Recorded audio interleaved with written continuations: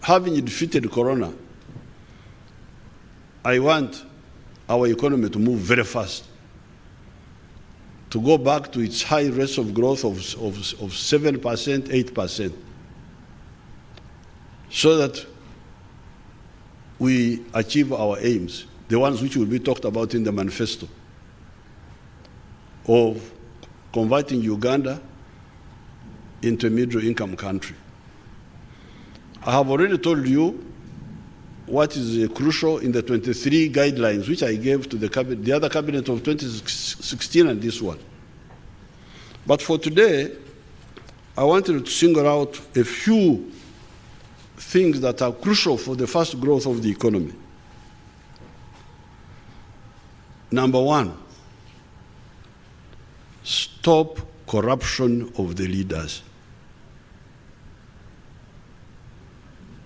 Stop taking bribes from businesses. Because I get reports, I have not arrested anybody, which God willing I may be able to do, of asking bribes from business people, political leaders of different types, including even members of parliament who are on the committees. This culture must stop,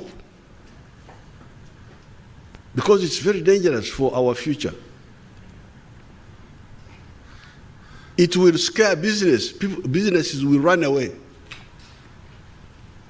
Investors will run away because it's like a tax on business. I have reports about people who have been asking for bribes from companies and businesses. This must stop.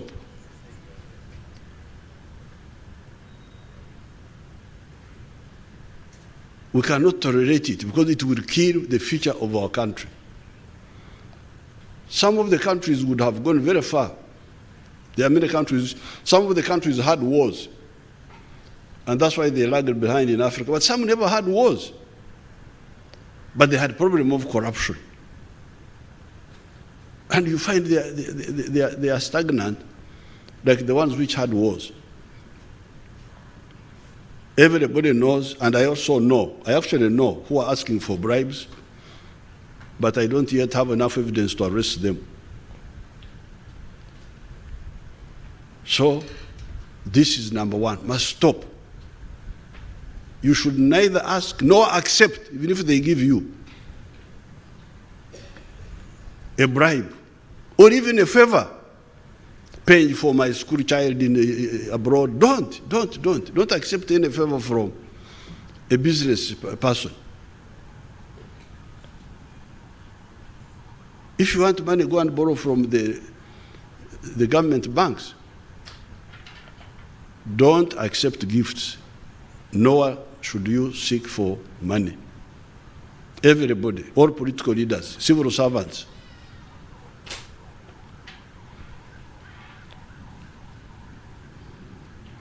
This is number one. Because if we don't stop this, Uganda will now become, the business will slow down. People will get tired.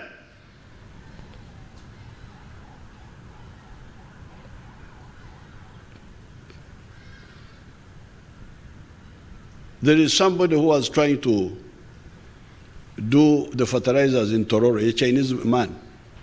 That man was disturbed by people who were taking bribes from him. And I know who took the bribes.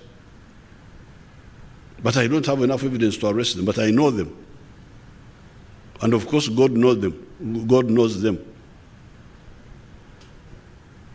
And I have really watched for the last 60 years how God punishes those who think they are clever. They will do bad things and they will prosper. I have seen it with my eyes.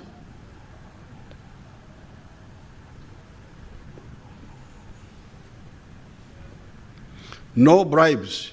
Don't ask for any money. No accept any offer from.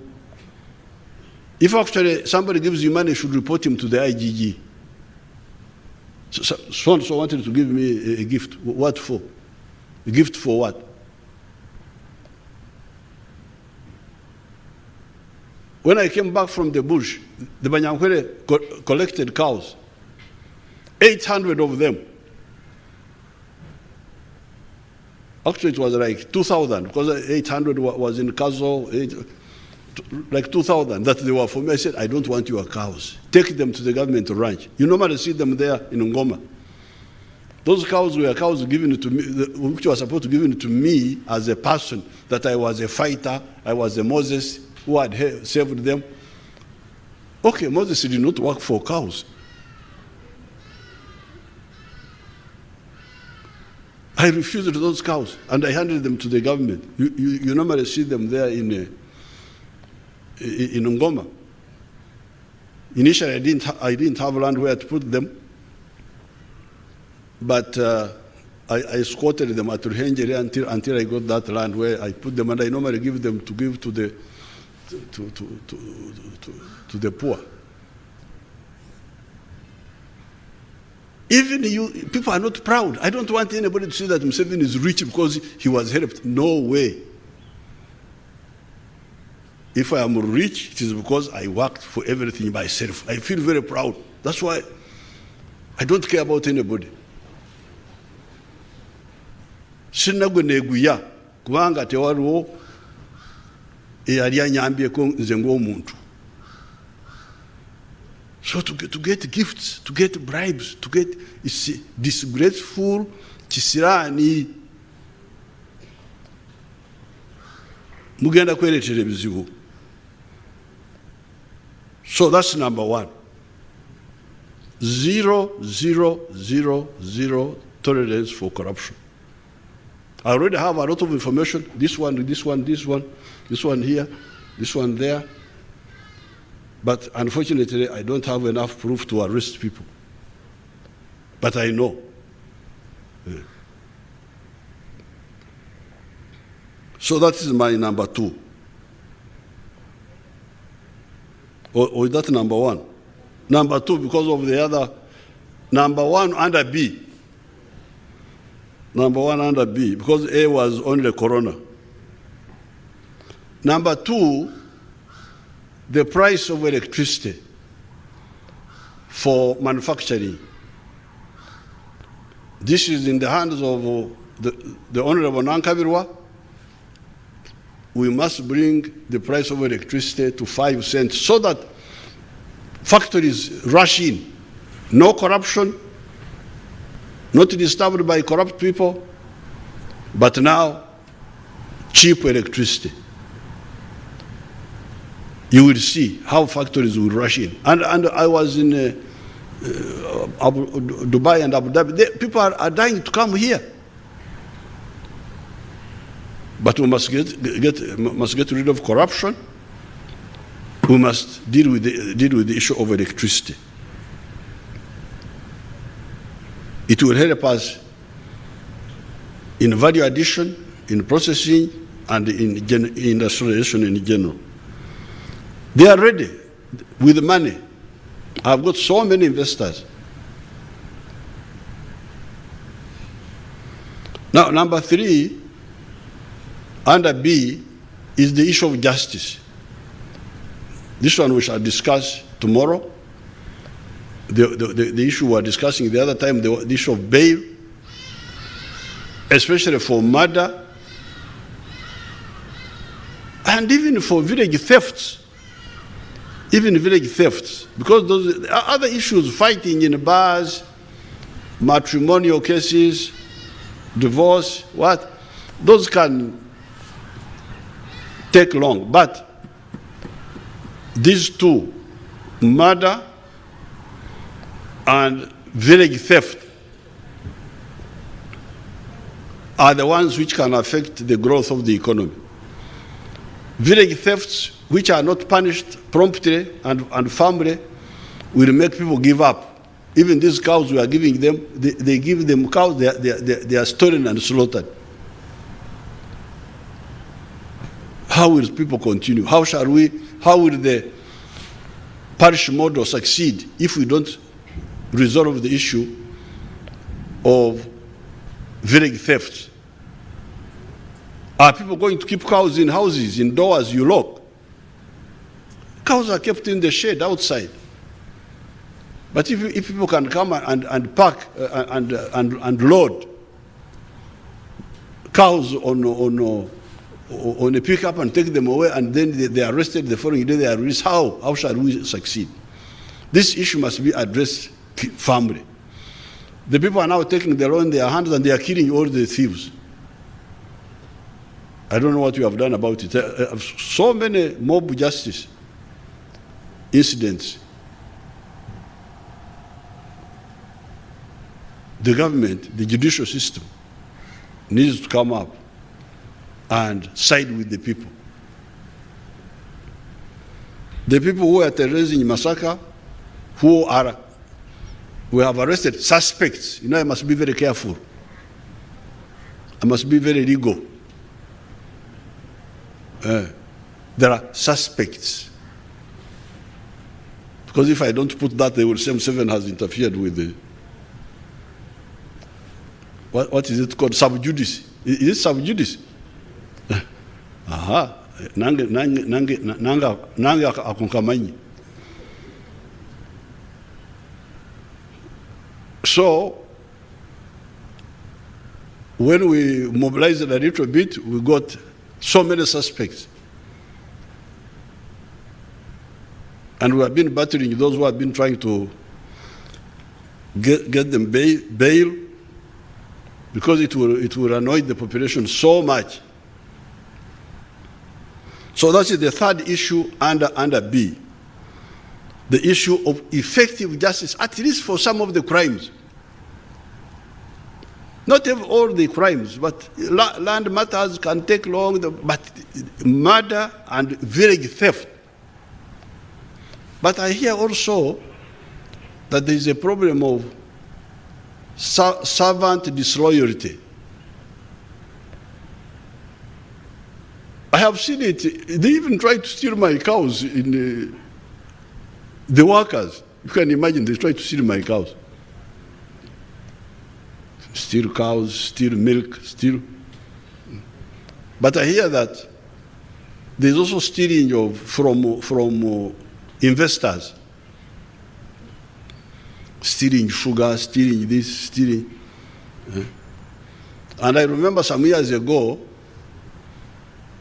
when we privatized, when we gave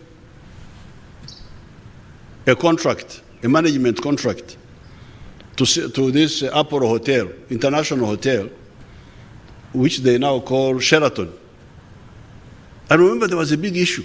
The Ugandans there wanted to strike. Ndibana bazungu, batuyisa ng'ensolo. Batwaza okuyingira, batwaza okufuluma.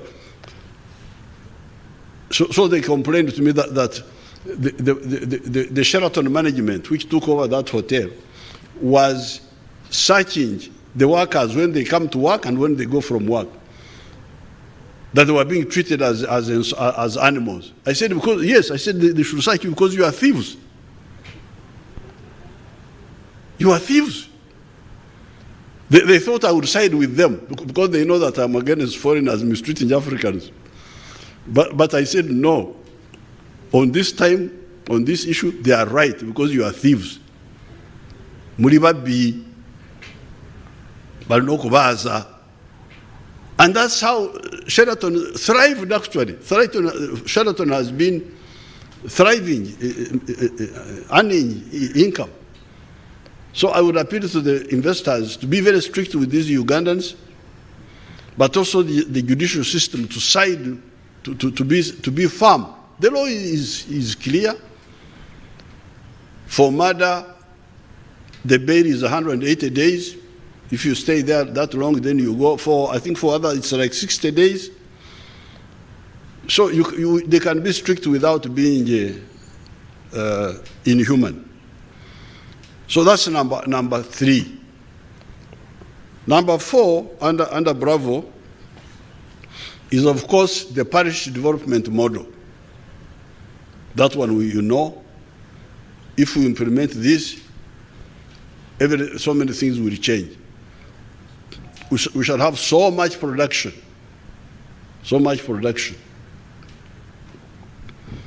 and everybody will go into the money economy. But for that to succeed, we must resolve the issue of the market. That's why now we must deal with the issue of regional integration. The people who are working on the regional integration should really be very focused, always consult us, we are here, so that we persuade our brothers and sisters in the region to unite this market so that the producers of wealth and services have a big market to sell to. So integration becomes number 5 in this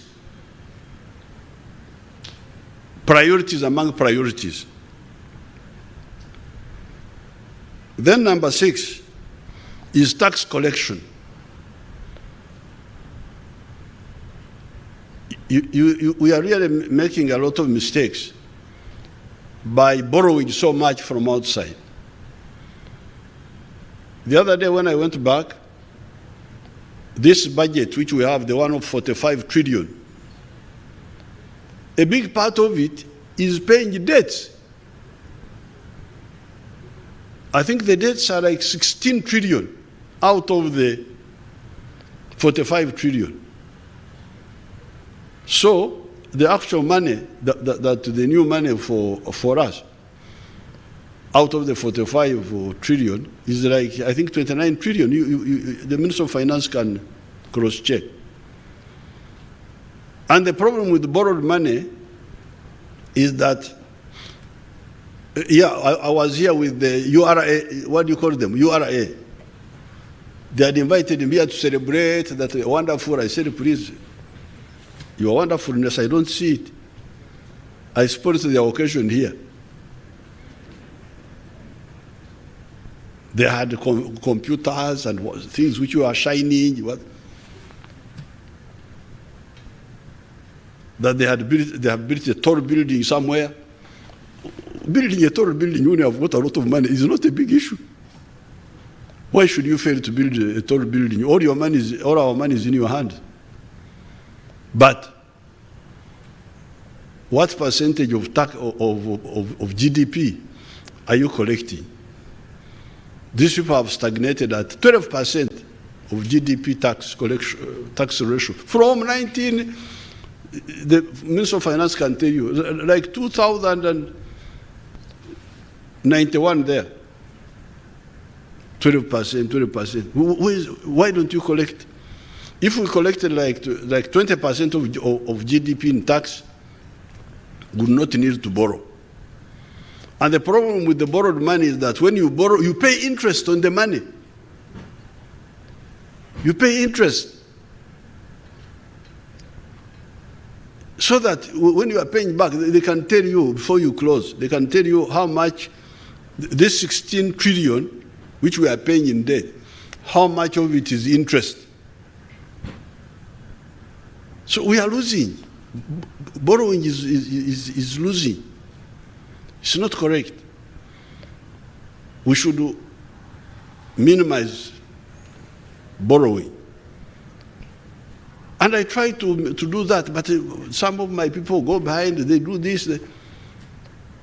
Like, for instance, one of the Chinese groups was about to give us a loan for Ayago Dam. Ayago Dam will give us 840 megawatts. So the Chinese were ready to give me, the Exim Bank of China, were ready to give me a loan for that. But when I saw that the borrowing was going up, I said, no. Stop Ayago, don't borrow for Ayago. Only borrow for the standard gauge railway, no other borrowing. But behind me, this loan is already advanced. We have already negotiated. Didn't you hear what I said?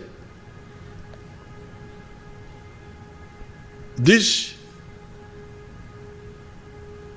disloyalty to the vision of the NRM is not acceptable. So therefore, the 6th point under B is tax collection and less borrowing, or no borrowing at all. So with this, the economy will grow very fast after we have defeated Corona. Now, for today, I will not talk about the other social issues, because there are social issues. You remember in the 23 guidelines, there are social issues. Free education. That one I will not talk about today. It will come, but if we handle these 6 plus Corona, the economy will grow very fast. Medicine in health centers, those are all social issues that are important, but we shall talk about them another time. Now, Charlie, at the end, is, because you see there are 2 wings of the government. There is the political wing, president, ministers, members of parliament, LOC 5 chairpersons. Those are elected, they come and go. But there is a permanent government, permanent wing of the government, the civil service. That's why I'm saluting Inachoebe. So Inachoebe, thank you very much for appearing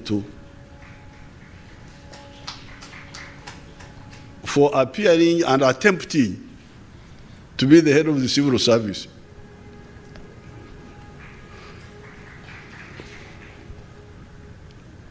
Because if the civil service is very serious, it will help the country stabilize.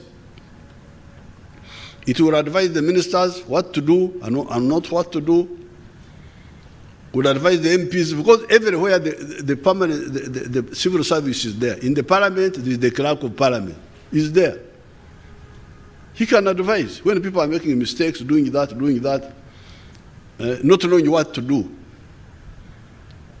Going from your BMB, from your Katara, to do other people's Katara. The civil service should help you. Please, this is not allowed under the Constitution. In the ministries, in the judiciary, everywhere the civil servants are there.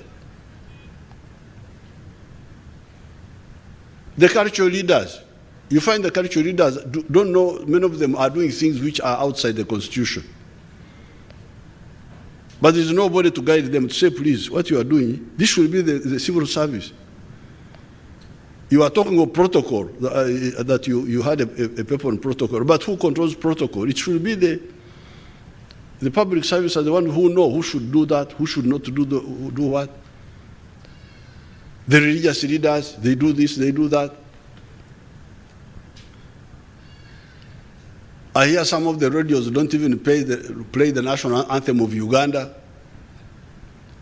That's what I have heard, that you can have a radio station or a TV operating in Uganda not playing the national anthem of Uganda. And there is a head of civil service. What do you do? Why don't you? Because, and you know the Constitution. The Constitution is in your hands. Now they leave all this to the president to be the one to quarrel with this one, quarrel with the other one, quarrel. Everything now becomes political instead of being simply professional and according to the Constitution. So therefore, let the civil service ensure that the Constitution of Uganda is followed by everybody concerned through advice, because the Constitution empowers these public servants how to handle it.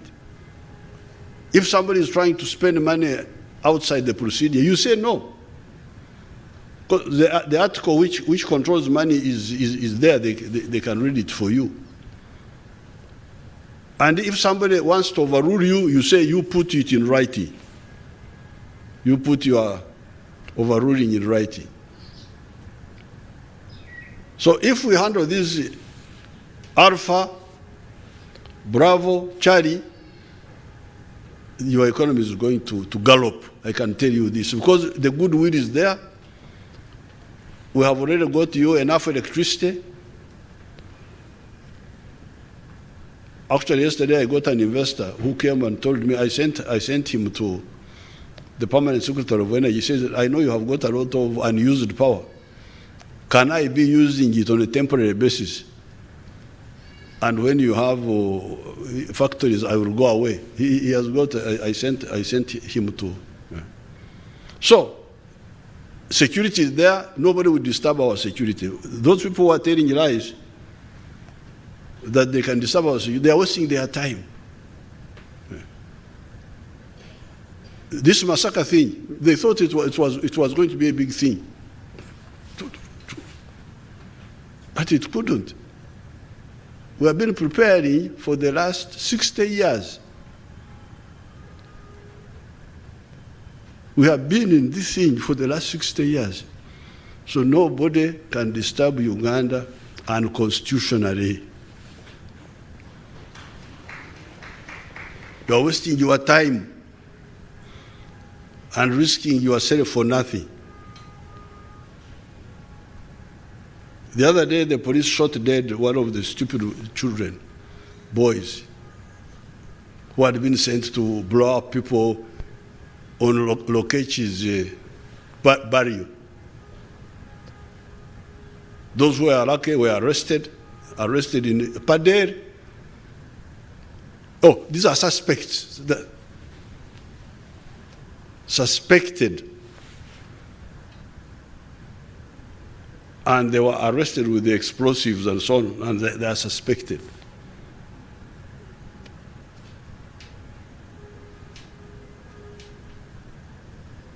But the other stupid boy one of the stupid boys escaped from Parish, came to Kampala here, and when they tried to arrest him, he tried to fight, and he was killed. I told the CMI, you put the paper in. The picture in the papers, they put it there. This is the boy who was killed. And the ones who are sending him, we know them. They are in Congo. But one day God will give us opportunity to deal with them. So therefore, honorable ministers, these three clusters, I have not talked about the others. I know they are there, but if we do this, the economy will run, will gallop. And once it gallops, we shall handle the issues of jobs for the youth. And the production will be so big. But fortunately, that's why I'm including the issue of the market access. Market within Uganda, market within the region, market internationally. So with these few words, I give a post-dated check for closing the seminar